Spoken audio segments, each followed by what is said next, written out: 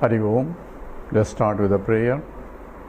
Om Samasta Jana Kalyani Niratam Karunamayam Namami Chinmayam Devam Sadgurum Brahma Vidwaram Vasudeva Sutam Devam Kamsa Chanura Mardanam Devaki Paramanandam Krishnam Vande Jagadgurum Tvameva Mata Cha Pita Tvameva Tvameva Bandhuscha Sakha Tvameva Tvameva Vidya Dravidam Tvameva Tvameva Sarvam Amadeva Deva Tvameva Sarvam Gurudeva Deva.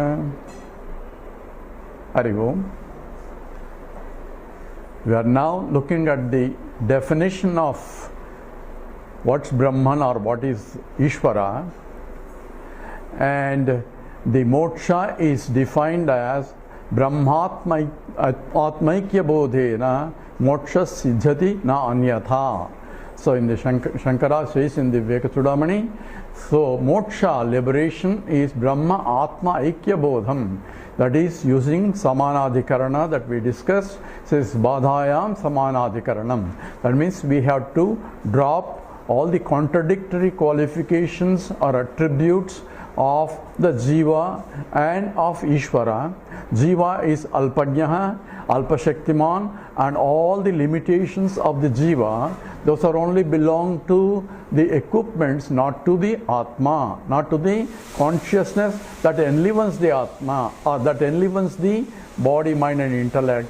So therefore we have to drop in that 5 components of the Jiva, the 5 components being the all-pervading consciousness, and that is the real substantive, or that is the adhara for everything, and because there cannot be anything other than Brahman, Brahman being infinite, and if there is something other than Brahman, then Brahman ceases to be infinite. So because it's infinite, there cannot be anything other than the Brahman, therefore it is the adhara or adhishthanam, the very substantive of the whole universe, including my body, mind, intellect and so on. So nothing can be excluded from Brahman, because by exclusion Brahman ceases to be infinite. So with all that understanding, we have to know that in the 5 components of Jiva that made up of, the prominent one is the all-pervading consciousness, and that is the real one, because that's how we define as a real is that which is changeless, that which remain the same all the time, that which is Ekakaranam, and that is Satyam, and that is Nityam.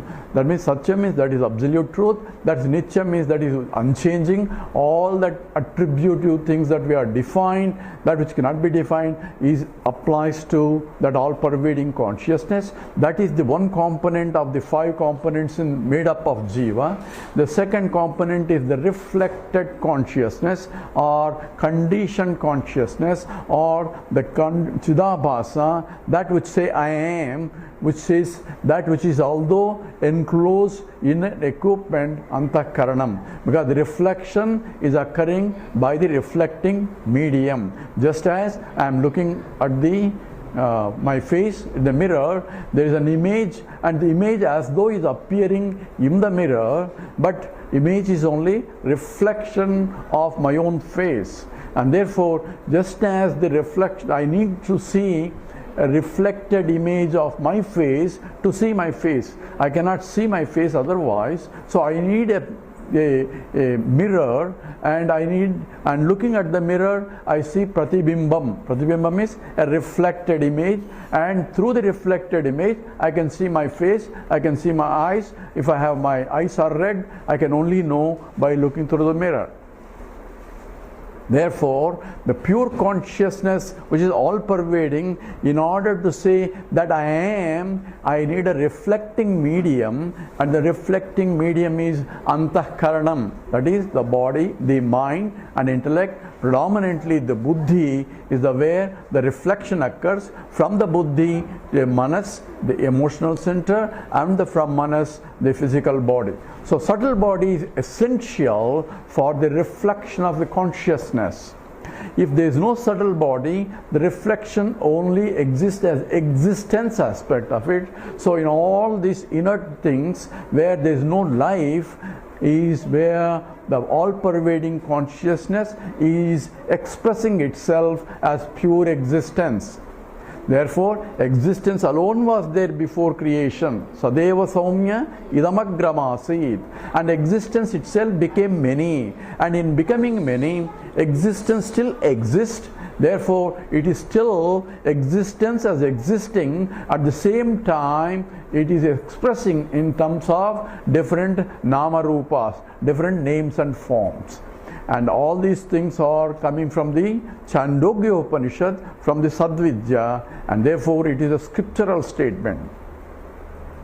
So what do we have now? We have this from the point of Jiva, it is all-pervading consciousness, which we call original consciousness, and that is reflected in the medium. Medium is the body, mind and intellect. Medium itself is formed through Brahman only, because there cannot be anything other than the Brahman, through Panchabhutas of subtle elements, gross elements, all that is implied by the Vedanta.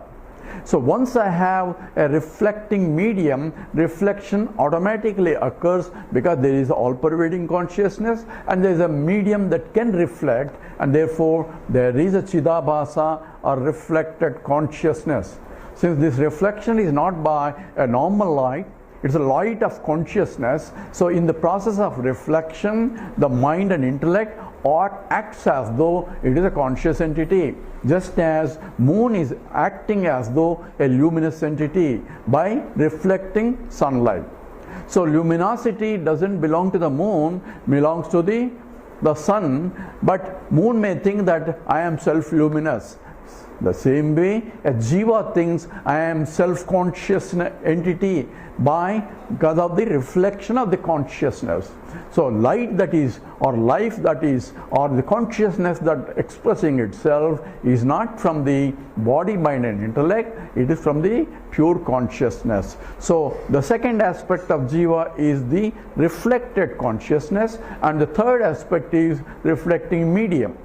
A reflecting medium itself consists of the Karana Sarira, the Sukshma Sarira and the Sthula Sarira. That means the causal body and subtle body and gross body.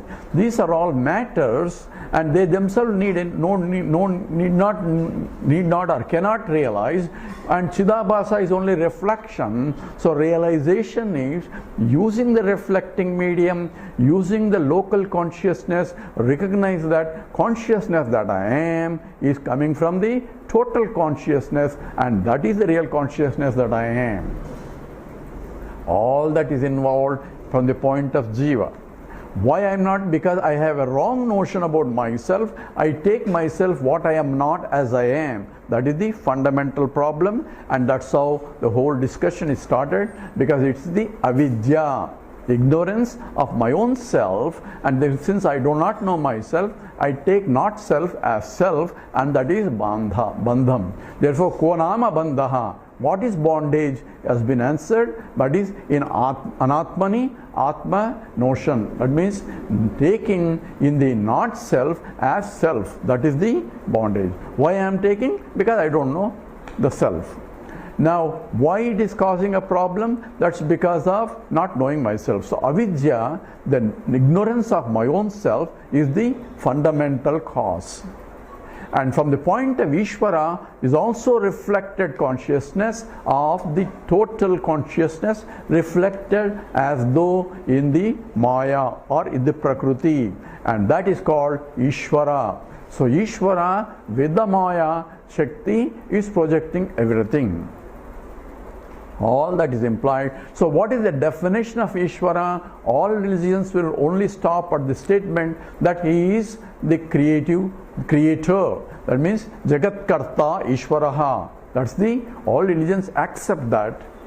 But what the Vedanta says is not only he is an intelligent cause, but he is the material cause also. If he has to create, he has to create from myself. So in the Mundaka Upanishad, several examples are given, just as Yatha Urdhvam, just as a spider puts forth the net. the thread is coming out from the spider, it is creating itself the matter, and also it can absorb also. So it's both Srishtikarta, Sthitikarta and Layakarta. That is an example illustrating in the Mundaka Upanishad. There the several examples are given, just as the plants come out of the earth. In the case of spider, it is a living entity, and thing that is coming out is non-living. Whereas in the case of earth, a non-living entity, and all the trees and plants are coming, they are living entities. So different examples are illustrated to point out one or the other aspect of it.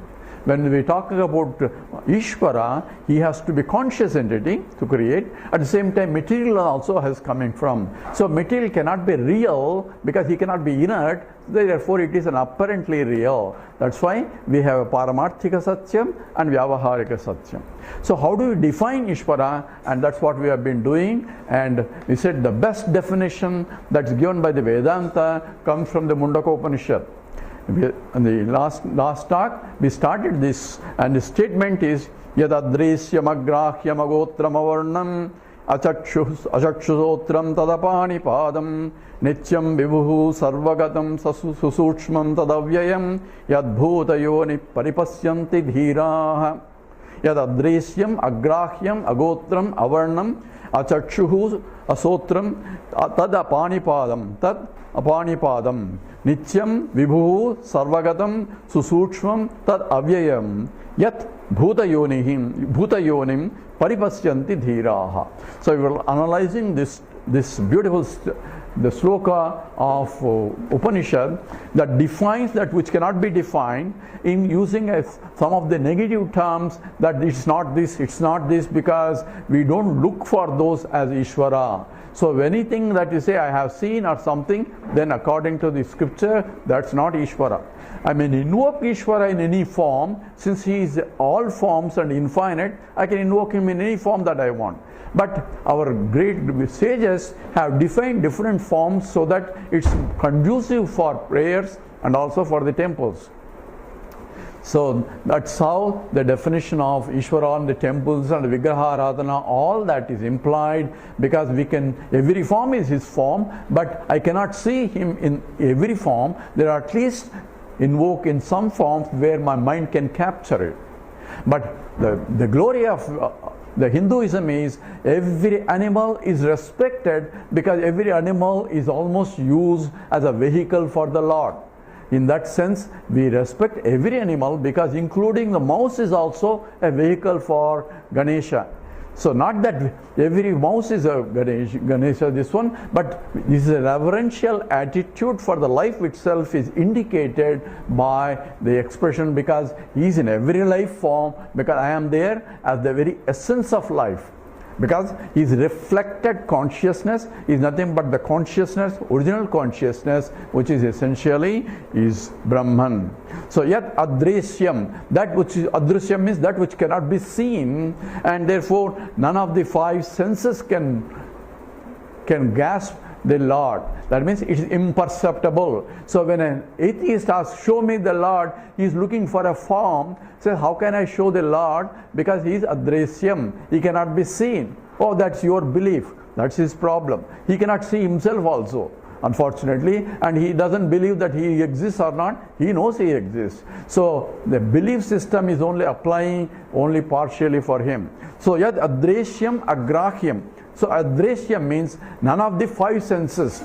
Although example is given that you cannot see, all the five senses cannot see. So is imperceptible. Agrahyam, say it cannot be caught. So he is essentially five, the organs of actions are not suitable. Agotram. So gotram is that origin. I come from this gotram. But he doesn't have any gotram, because the avatars may have gotram, but Brahman, the Ishvara himself doesn't have a gotram, because there is no origin for him, because he is the very cause for everything, and he is a causeless cause. There cannot be cause for him. If there is a cause for him, we say, who created God? So there is another God who created God, then we'll ask another question, who created that God? So it becomes anavastu dosha, that means infinite regress. So we have to stop. The God himself doesn't have any cause, and that is agotram. Avarnam, Shankara described, avarnam is not necessarily just caste here. Avarnam is na varnyate. That means it cannot be described, because any description is only for finite objects. Achakshuhu, not only I cannot see him, but he also cannot see, because he doesn't have eyes.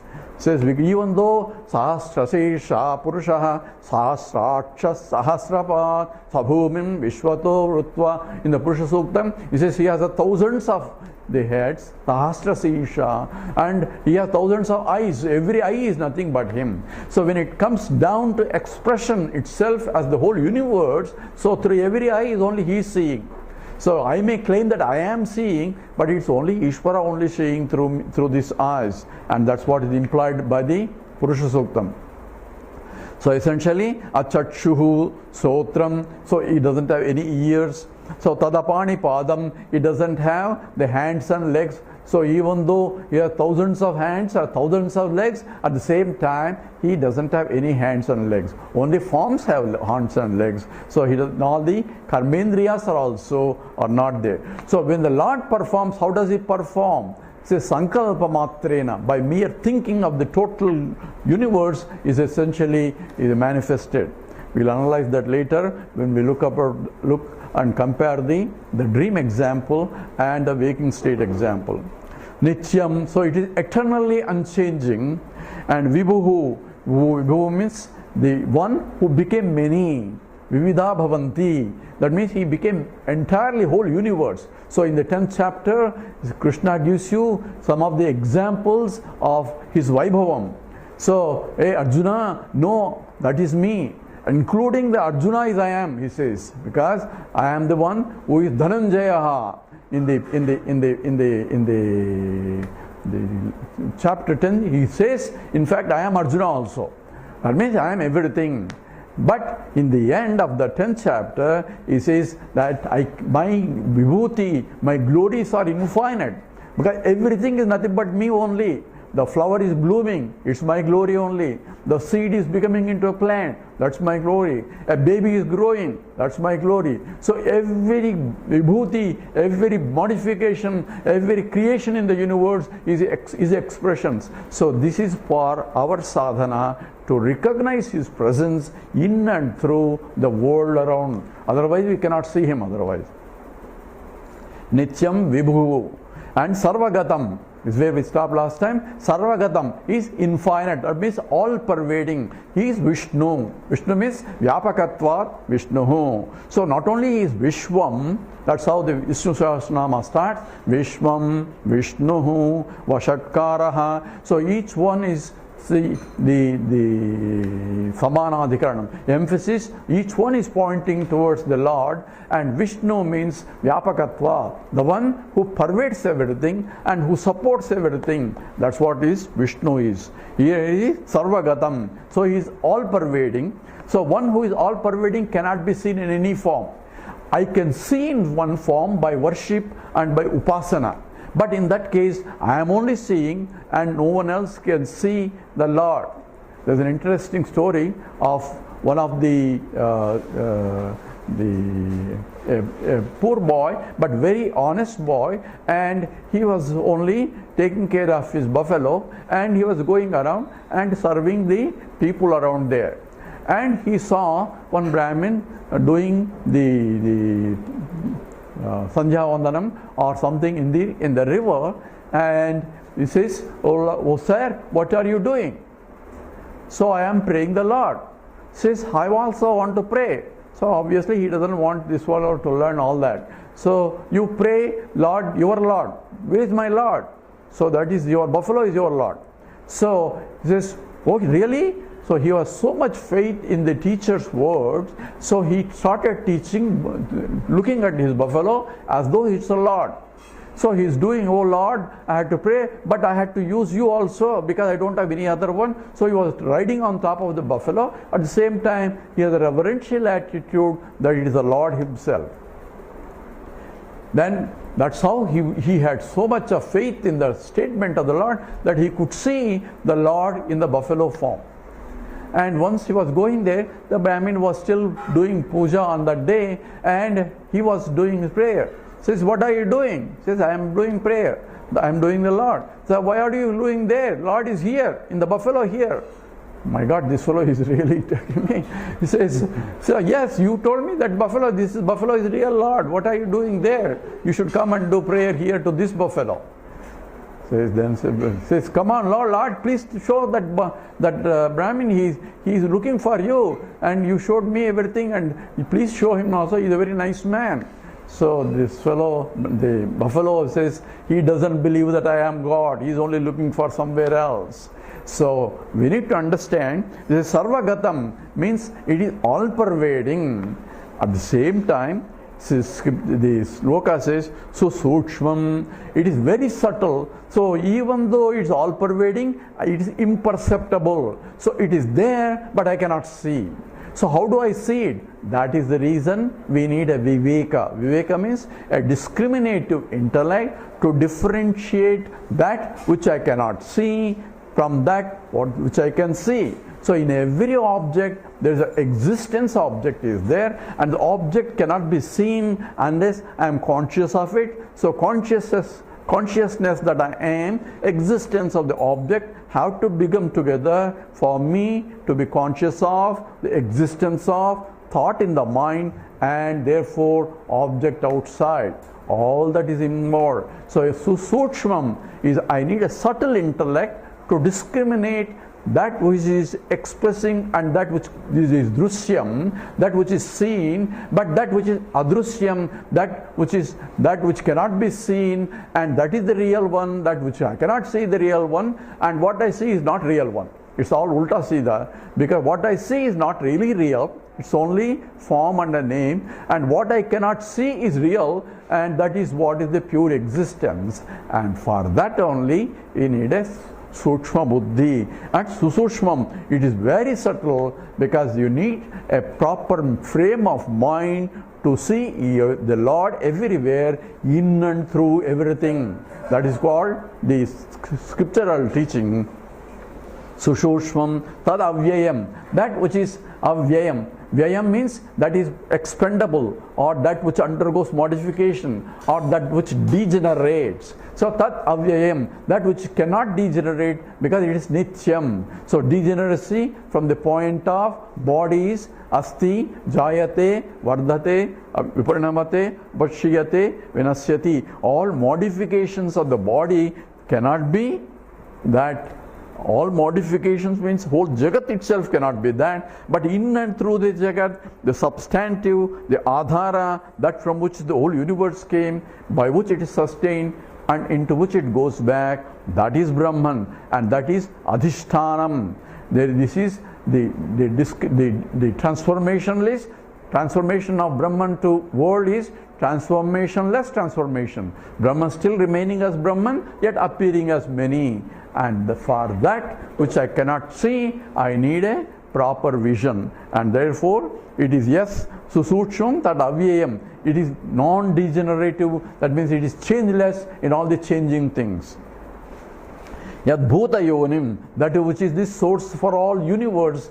Yoni means bhuta yoni means source. Therefore, this from which the whole universe came. That's how the scripture defines the Lord as that which yatova imani bhutani jayante yena jatani jivanti yat prayam sabisham vishanti tad vijnasasva tad brahmeti. So what's the Brahman? From which the whole universe came, by which it is sustained, and into which it goes back.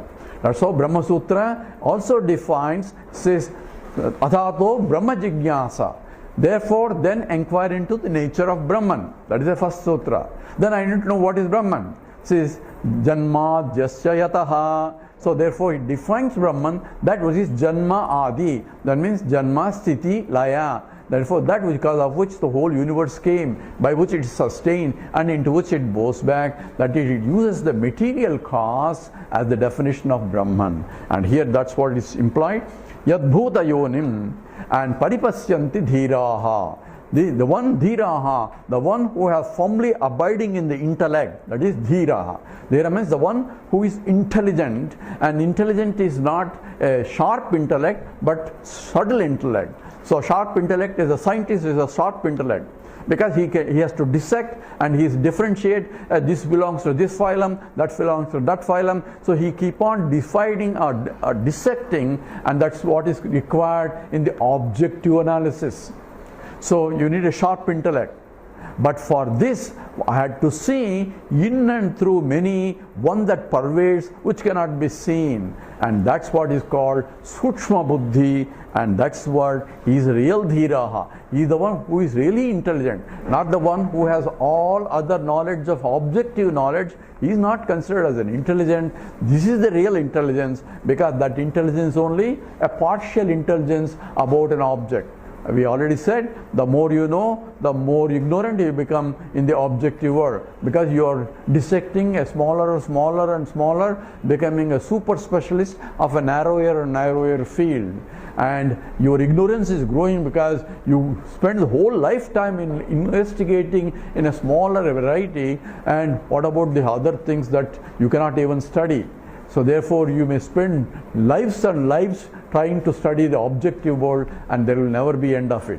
Whereas this is knowing one, you know everything. Eka vijnanena sarva vijnanam bhavati. So kasminno bhagavo vijnate sarvavidam vijnatam bhavati. In fact, this is the response to the question that is posed by in the Mundaka Upanishad.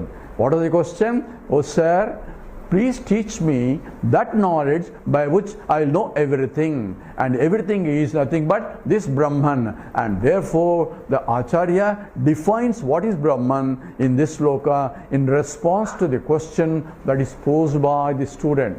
And therefore, Paripasyanti Dhiraha. He is the Dhiraha, and he is the Panditaha that Krishna refers to. Anusochanti Panditaha. They do not cry because they are seeing the total, the Vaibhavam of the whole Lord expressing in and through all the changing world. And that is what is a Dhira. So this is the beautiful definition that of the Lord Ishvara, that which you cannot find anywhere else in any other Upanishad, and provided by in the Mundaka Upanishad in response to the question by the student, sir, teach me, knowing which I will know everything. You know this, then you know everything. If I know the Ishvara, then Ishvara himself is many, then you know many. And that's how the response to the question itself.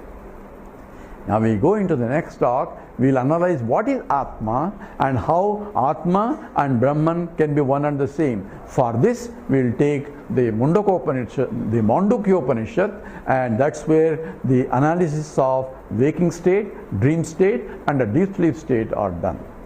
With this, we'll stop here. Om Purnamada Purnamidam Purnat Purnamudachyate Purnasya Purnamadaya Purnameva Vasishyati. Om Shanti Shanti Shanti. Harihi Om. Sri Gurubhyo Namaha. Harihi Om.